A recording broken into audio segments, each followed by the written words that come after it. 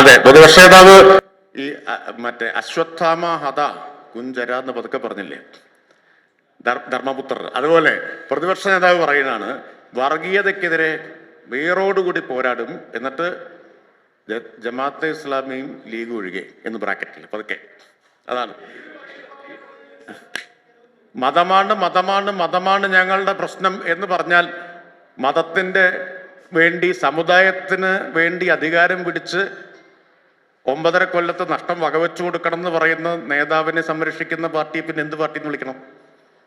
എന്ത് വിളിക്കണം? നിങ്ങൾ പറഞ്ഞാൽ മതി. അല്ല, ഞാൻ പറയുന്നില്ല, നിങ്ങൾ പറഞ്ഞാൽ മതി. ഞാൻ പറഞ്ഞത് ബാക്കി നിങ്ങൾ പൂരിപ്പിച്ചാൽ മതി. ബാക്കി നിങ്ങൾ പൂരിപ്പിച്ചാൽ മതി.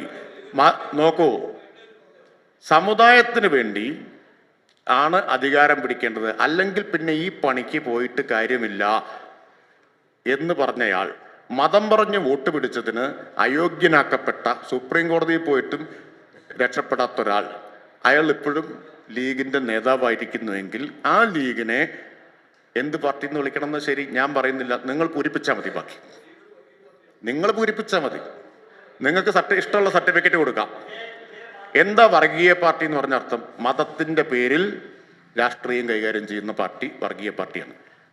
മതത്തിന് വേണ്ടി, മതമാണ് പ്രശ്നം, സമുദായത്തിന് വേണ്ടിയാണ് അധികാരം പിടിക്കേണ്ടത്, അല്ലെങ്കിൽ പിന്നെ ഈ പണിക്ക് പോയിട്ട് കാര്യമില്ല എന്ന് പറയുന്ന ഒരു നേതാവ് മതം ഉപയോഗിച്ച് വോട്ട് പിടിച്ചതിന് അയോഗ്യനാക്കപ്പെട്ട ഒരാൾ ഇപ്പോഴും നേതാവായിരിക്കുന്ന ഒരു പാർട്ടി ഏത് പാർട്ടിയാണ് എന്ന് നിങ്ങൾക്ക് തീരുമാനിക്കാം.